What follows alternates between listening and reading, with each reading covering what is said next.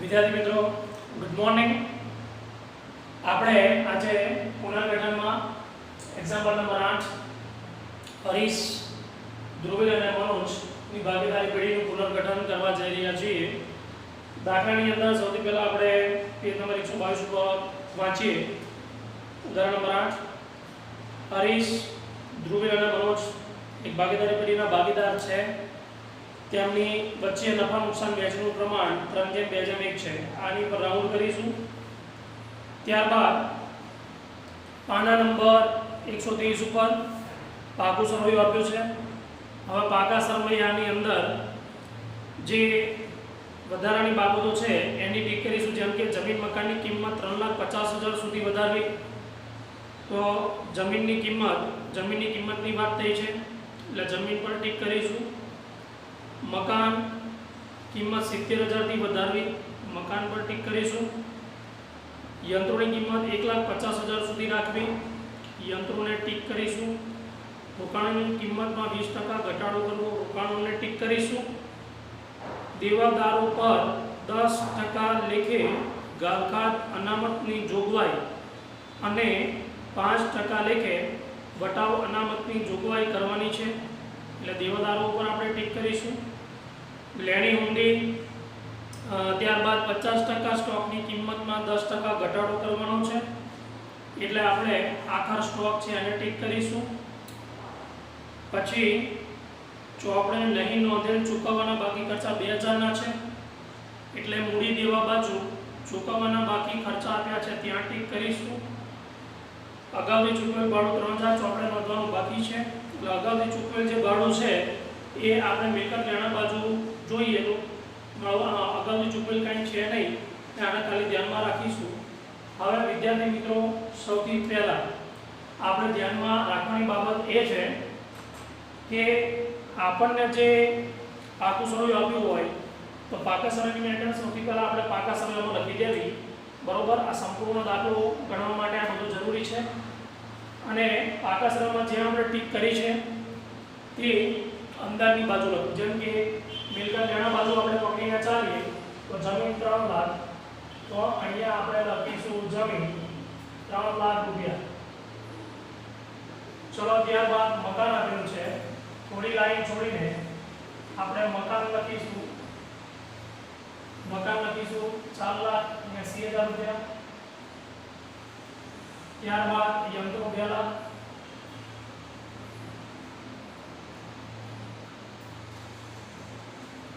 ત્યારબાદ રોકાણો 1 લાખ અને 20,000 ના રોકાણો। ત્યારબાદ દેવાદારો 80,000,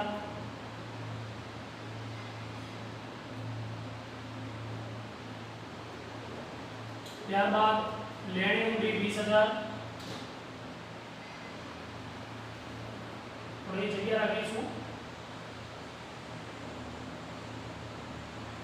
લેણી હુંડી એક નથી એટલે સીધા 20,000 આપણે બહાર મૂકીશું। પછી બેંક સિલક 1 લાખ,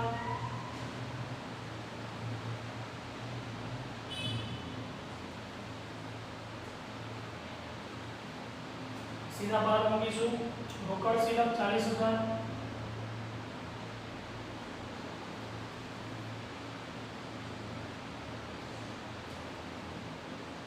સીધા બહાર મૂકીશું। મળવાની બાકી આવક 10,000,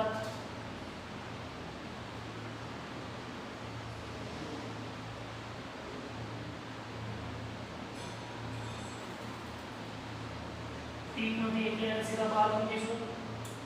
આખર સ્ટોક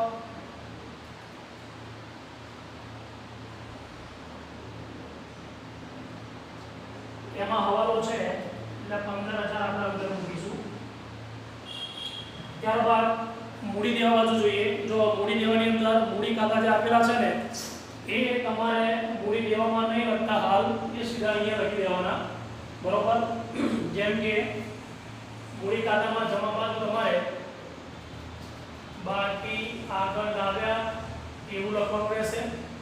હરીશ 3,65,000, ધ્રુવીલના જોવા જઈએ તો 3 લાખ,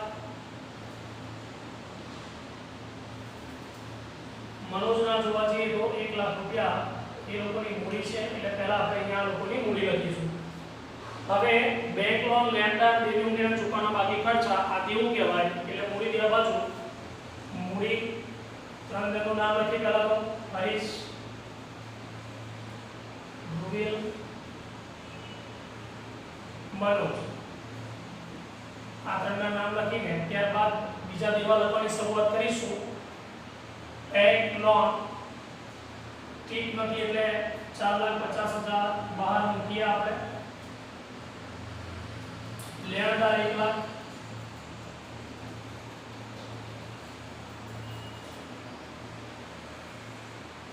પછી દેવી ઊંધી 32,000,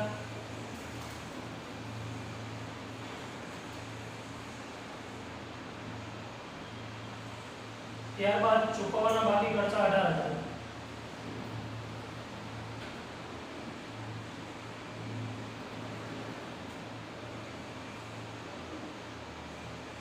અને આપણે અંદર લખીશું કારણ કે આની પર હવાલો છે. હવે આપણે વધારાની માહિતી વાંચતા જઈએ. જમીનની કિંમત 3,50,000 સુધી વધારવી. તો અહીંયા જમીનની કિંમત તમને 3 લાખ રૂપિયા આપેલી છે, જેને તમારે 3,50,000 સુધી કરવાની છે. તો 3 લાખની અંદર આપણને 50,000 નો ફાયદો થયો છે. તો 3 લાખમાં 50,000 તમે ઉમેરશો ત્યારે તમારી જમીન 3,50,000 ની થશે. તો 50,000 નો મિલકતમાં ફાયદો થયો છે, એટલે મિલકતમાં ફાયદો થવાના કારણે પુનઃમૂલ્યાંકન ખાતું તમારે જમા કરવાનું. આપણે 50,000 નો ફાયદો થયો છે એટલે 50,000 રૂપિયા આપણે જમા કરીશું અને જેમાં ફાયદો થયો છે એના ખાતે લખીશું. જમીનમાં ફાયદો થયો છે એટલે જમીન ખાતે આપણે લખીશું. યંત્રોની પછી કે મકાનની કિંમત 70,000 થી વધારવી. 70,000 થી વધારવી એટલે પ્લસ 70,000 કરવા એવો આનો આશય કર્યો. પ્લસ 70,000 કરશો એટલે તમારું મકાન 5,50,000 થઈ જશે. હવે 5,50,000 તમારું મકાન થઈ ગયું. ફાયદો જો 70,000 નો, તો પુનઃમૂલ્યાંકન ખાતું જમા 70,000 શેમાં ફાયદો તો મકાનમાં, એટલે આપણે લખવાનું આવશે મકાન ખાતું. ત્યારબાદ યંત્રોની કિંમત 1,50,000 સુધી કરવી. હવે જુઓ યંત્રોની કિંમત 2 લાખ છે, એની કિંમત 1,50,000 સુધી કરવાની કીધી છે. તો આપણે 1,50,000 બનાવવા હોય યંત્રોને, તો યંત્રો 2 લાખ તો હતા જ, એમાં 50,000 આપણે ઘટાડીએ તો હવે યંત્રો 1,50,000 માં થઈ જાય. તો ખ્યાલ આવી ગયો છે. યંત્રો 2 લાખના છે, એની કિંમત તમારે 1,50,000 સુધી કરવાની છે, એટલે કે આમાં 50,000 ઘટાડો આવી ગયો. યંત્રો મિલકત કહેવાય, મિલકત ઘટી. હવે મિલકત ઘટી એટલે આપણે નુકસાન થયું, એટલે પુનઃમૂલ્યાંકન ખાતાની ઉધાર બાજુ તમારે યંત્રો ખાતે એમ લખવાનું રહેશે અને જેટલાનું નુકસાન થયું એ નુકસાન તમારે લખવાનું રહેશે. જેમ કે 50,000 નું નુકસાન થયું છે તો આપણે 50,000 લખીશું. રોકાણોની કિંમતમાં 20% ઘટાડો કરવો. હવે અહીંયા આપણે રોકાણો જોઈએ તો રોકાણો છે આપણા 1,20,000 ના, એમાં ઘટાડો કરવાનો છે -20%. 24,000 નો ઘટાડો કરવાનો છે, એટલે આપણા રોકાણોની બજાર કિંમત 96,000 થઈ. 24,000 રોકાણો ઘટ્યા. રોકાણો મિલકતમાં આવે, મિલકત ઘટી છે. મિલકત ઘટી છે એટલે પુનઃમૂલ્યાંકન ખાતું ઉધાર. પુનઃમૂલ્યાંકન ખાતે ઉધાર લખીશું. રોકાણો આપણા 24,000 ના ઘટી ગયા છે, એટલે 24,000 આપણે લખીશું અને વિગતમાં લખીશું રોકાણો ખાતું. તો આપણે અહીંયા લખ્યું રોકાણો ખાતું. હવે દેવાદાર પર 10% ગાળતા અનામતની જોગવાઈ કરો. દેવાદારો અહીંયા આપણે 80,000 ના આપેલા છે. આ જે 80,000 ના દેવાદારો છે એમાંથી માઈનસ આપણે કરીશું ગાળતા અનામત 10%, એટલે 8,000 રૂપિયા જેવું થાય અને 72,000 બચે. ગાળતા અનામત દેવાદારો નામની મિલકતને ઘટાડે છે એટલે નુકસાન કહેવાય. પુનઃમૂલ્યાંકન ખાતાની ઉધાર બાજુ આપણે 8,000 લખીશું. 8,000 લખીને પછી આપણે અહીંયા લખીશું આ શેમાં ઘટાડો થયો દેવાદારોમાં. એટલે અહીંયા આપણે દેવાદારો નહીં લખીએ પરંતુ ગાળતા અનામત ખાતે લખીશું, ઘાતપાત અનામત ખાતે. તો વિદ્યાર્થી મિત્રો ખ્યાલ આવતો જતો હશે તમને કેવી રીતે પ્રોસેસ કરવાની છે. હજુ જુઓ દેવાદારો પર 5% વટાવ અનામત છે. હવે 5% વટાવ અનામત, હજુ 75000 ઉપર 5% વટાવ અનામત રાખવાની છે એટલે 3600 રૂપિયા તમારે વટાવ અનામત રાખવી પડે. બાકીના દેવાદારો તમારે બહાર મૂકવા પડે, જેમ કે 72000 માંથી 3600 એટલે 3600 માંથી 2000 કાઢી એટલે 70 માંથી 1000 કાઢો, 79000 માંથી 600 કાઢો એટલે 68400 ના દેવાદારો બહાર નીકળે. 3600 રૂપિયા છે ને એ નુકસાન છે, એને તમે અહીંયા લખી શકો પુનઃ મૂલ્યાંકન ખાતે ઉધાર બાજુ 3600 રૂપિયા શેમાં નુકસાન થયું, વટાવ અનામત ખાતે. ઓકે, તો ખ્યાલ આવી ગયો છે કે દેવાદારો ઉપર ઘાતપાત અનામત અને વટાવ અનામત એ નુકસાન કરે છે. એ જે નુકસાન કરે છે પુનઃ મૂલ્યાંકન ખાતાની ઉધાર બાજુ આપણે લખીશું. હવે 50% સ્ટોકની કિંમત 10% ઘટાડો કરવાનો છે. હવે 50% સ્ટોક એટલે આખા સ્ટોક કેટલો છે 15000, ગણતરી જોઈ લઈશું. 15000 નો 50% તમે કરો એટલે 7500 થાય. આ 7500 નો સ્ટોક છે એના 10% એટલે 750 તમારે શું કરવાનું છે, ઘટાડો કરવાનો છે. તો 750 સ્ટોક ઘટી ગયો છે. સ્ટોક ઘટી ગયો છે પર સ્ટોક જે 15000 છે એમાંથી તમારે માઈનસ કરવાના. આપણે કરીશું માઈનસ આખા સ્ટોક 750 માઈનસ કરીશું, બરાબર. હવે 750 માઈનસ થઈ ગયા પછી આનું નુકસાન છે એટલે પુનઃ મૂલ્યાંકન ખાતાની ઉધાર બાજુ લખીશું આપણે 750 રૂપિયા, બરાબર. શેમાં ઘટાડો થયો, આખર સ્ટોક ખાતે. વિદ્યાર્થી મિત્રો તમને ખ્યાલ આવતો જતો હશે કે આપણે કેવી રીતે આની એન્ટ્રી કરતા હોઈએ છીએ. ચોપડે નહીં નોંધેલ ચૂકવવાના બાકી ખર્ચા. હવે ચૂકવવાના બાકી ખર્ચા જે હવે તમારે ચૂકવવાના છે એ તમારું દેવું વધ્યું કહેવાય. દેવું વધે નુકસાન બાબત છે. ચૂકવવાના બાકી ખર્ચા તમારે જે છે એમાં પ્લસ કરવાના. નહીં નોંધેલ ચોપડે નોંધ્યા નહોતા 2000 રૂપિયાના છે એટલે 18000 પ્લસ 2000.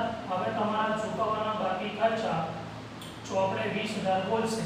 2000 તમારે નુકસાન છે એટલે પુનઃ મૂલ્યાંકન ખાતાની ઉધાર બાજુ 2000 રૂપિયા લખીશું.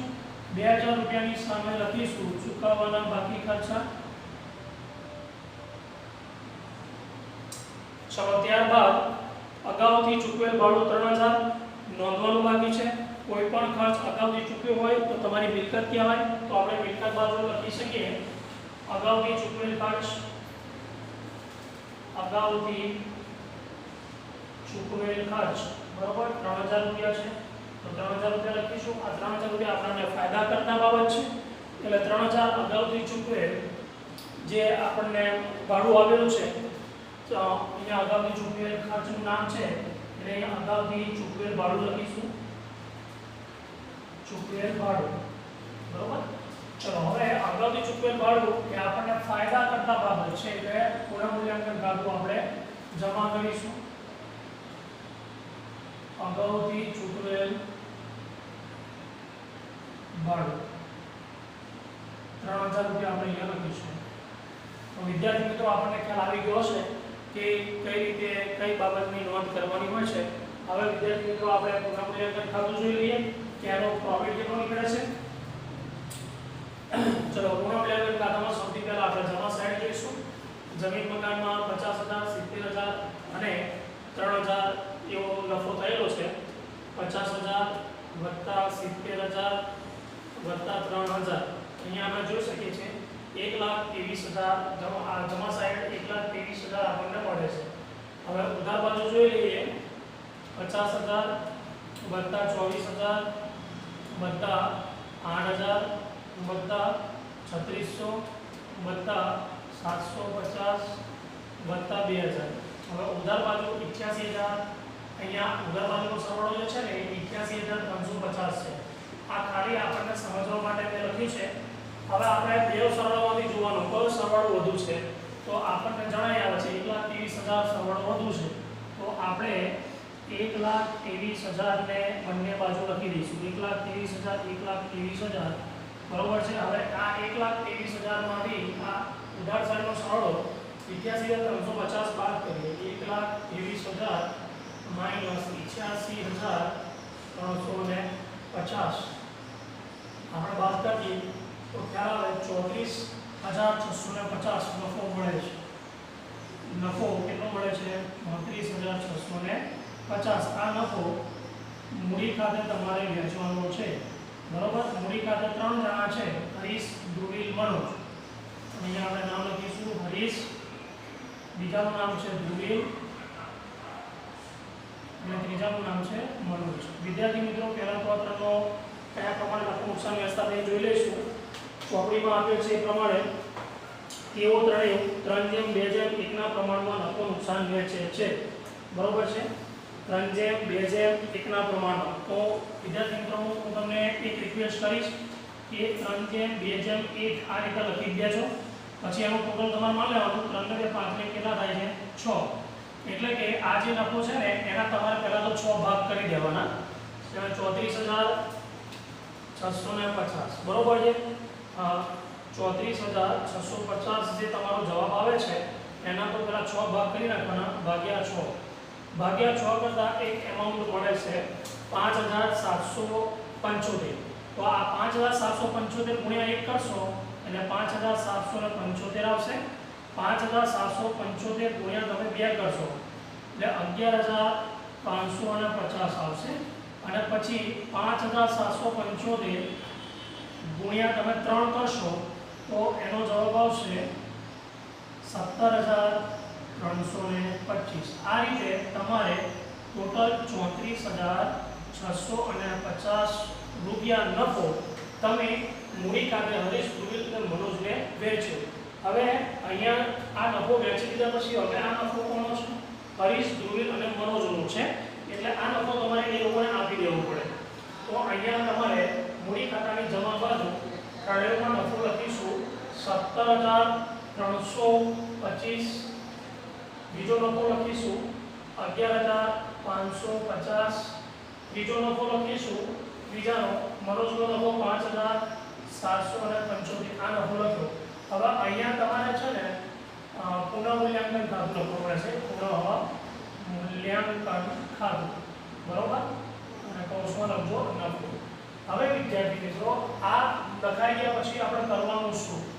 તો તમારે પહેલા તો આ ત્રણેય જણાનું ટોટલ આપી દેવાનું. જેમ કે 3,65,000 પ્લસ 17,325 એટલે અહીંયા આપણને 3,82,325 મળે છે, બરોબર. ત્યારબાદ આ 3 લાખ છે તો 3 લાખ વત્તા 11,550 આ આપણને મળે છે 3,11,350.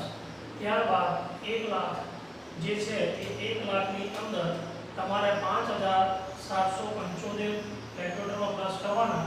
1,05,775. તો તમને આ એક આખો સરવાળો મળ્યો. આમાંથી ઉધારમાં કાંઈ રકમ હોય તો બાદ કરવાની. જો ઉધારમાં કોઈ રકમ ના હોય તો વિગતમાં ખાલી તમારે લખવાનું બાકી આગળ લઈ ગયા. અને આ ક્યાં લઈ જવાય એ પણ તમને કૌંસમાં લખી આપું છું. પાકા સરવૈયામાં લઈ જવાય. પાકા સરવૈયામાં પણ ક્યાં લઈ જાય એ પણ તમને સાઈડ પર લખી આપું છું. મૂડી દેવા બાજુ લઈ જવાના. કાંઈ અહીંયા કોઈ રકમ છે નહીં એટલે આ જે રકમ છે એ તમે અહીંયા લખીશું. બાકી આગળ લઈ ગયા 3,82,325, 3,11,550, 1,05,775.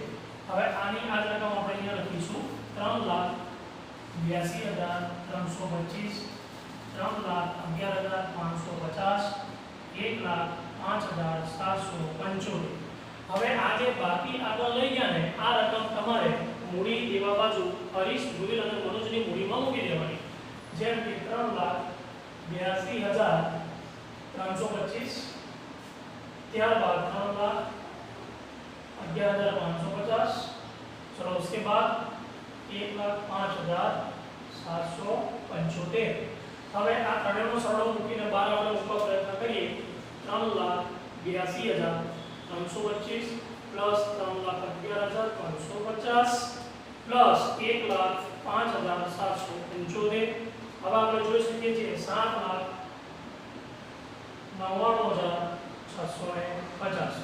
હવે વિદ્યાર્થી મિત્રો તમારે ચેક એ કરવાનું છે કે કોઈ પણ મેટર અંદર રહેવી જોઈએ નહીં, કોઈ પણ અંદરની રહેલી રકમ બહાર નીકળી જવી જોઈએ. અહીંયા બધી આપણે ચેક કરતા જઈએ તો ખ્યાલ આવશે. આખર સ્ટોક જે છે 15,000, એ 15,000 માંથી હજુ તમારે 750 બાદ કરવાના છે.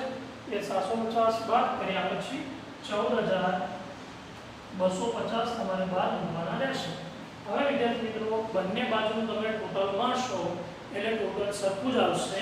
તો અહીંયા આપણે એક્ઝામ્પલ નંબર 8 નું પુનર્ગઠન કમ્પ્લીટ કર્યું. એમાં ત્રણેય વસ્તુ બતાવી. આના આવું જ સેમ ટુ સેમ પ્રોસેસ તમારે આના પછીના બંને ચેપ્ટરમાં આવવાની છે. એટલે અત્યારે જ આ પાકો કરી લેવો ખૂબ જરૂરી છે. વિદ્યાર્થી મિત્રો તમારી તરફથી આશા રાખું છું આ દાખલો તમે 3 થી 4 વખત જુઓ, પછી એને જોડે જોડે ગણવાનો પ્રયત્ન કરો, જેથી આપણને કોઈ પણ પ્રકારના ટ્યુશનની જરૂર ના પડે અને વિડીયોના માધ્યમથી આપણે એજ્યુકેશન લેતા શીખી જઈએ અને ટેવાઈ જઈએ. તો વિદ્યાર્થી મિત્રો આ દાખલો ખાસ જોજો. 2-3 વખત જોયા પછી દાખલો જોતા જાઓ અને સાથે સાથે ગણતા જાઓ તો આપણને દાખલો જલ્દી આવડશે. બસ એ જ. Have a nice day.